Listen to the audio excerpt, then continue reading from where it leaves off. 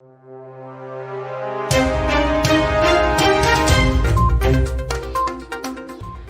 to Our India News Hour. Digital payments are empowering the rural economy. With growing urbanization and widespread access to information, the country has entered into a highly disruptive phase of India's economic phase. The government must therefore ensure that the benefits of economic growth reach every single citizen of India. According to Forbes World's Billionaires List 2021, while the number of billionaires is rising, the number of empty stomachs too is increasing. Today, the number of Indian billionaires is at 140, positioned as the third largest in the world behind the US and China. The number rose to 140 this year from 102 in 2020 despite the COVID-19 pandemic shattering the economy and multiplying unemployment. When we look at the data points of Niti Aayog, even before the pandemic, about 52% of all agricultural households in India were in debt with average outstanding loan amount of Rs 47,000 against the average monthly income of Rs 6,426 per agricultural household. At the same time, the Ministry of Electronics and IT launched a scheme in rural India by the title Digital Finance for Rural India, creating awareness and access through common service centers. It aimed at setting CSCs as digital financial hubs by spreading awareness regarding government policies and digital finance options available for the rural citizens. India, a developing nation, is a country of 1.39 billion people, out of which about 65% of the population lives in rural India and 35% lives in urban India.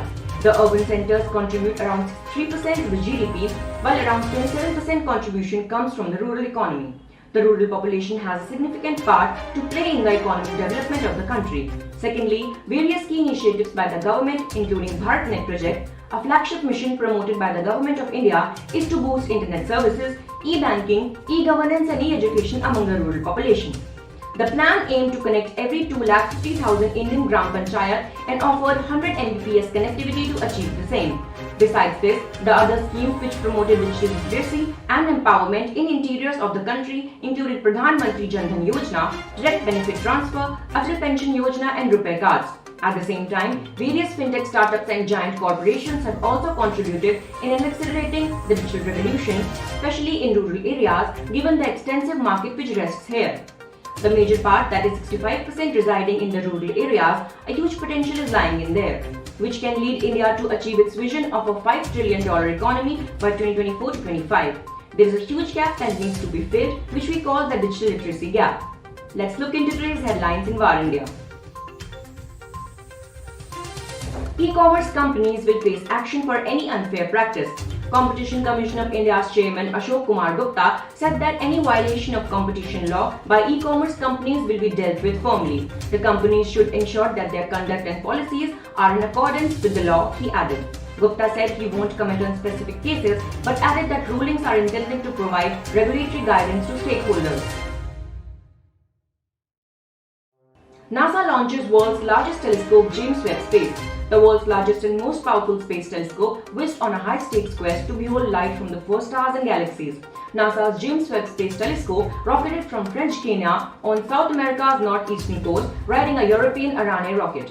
The $10 million observatory rushed towards its destination 1 million miles away, or more than 4 times beyond the moon. It will take a month to get there and another 5 months before its infrared eyes are ready to start scanning the cosmos. Blister malware is using code signing certificates to avoid identification. A malicious campaign has been recently identified in which a new stealthy blister malware has been detected that evades detection by leveraging the valid code signing certificates. The threat actors have used blister malware as payload since it's one of the best payloads with stealthy abilities and low detection rate. To stay undetected, this new stealthy blister malware relies on several TTPs, and among those, the use of valid code signing certificates makes it the most wicked. Hackers made $110,000 in cryptocurrency on hijacked HP servers.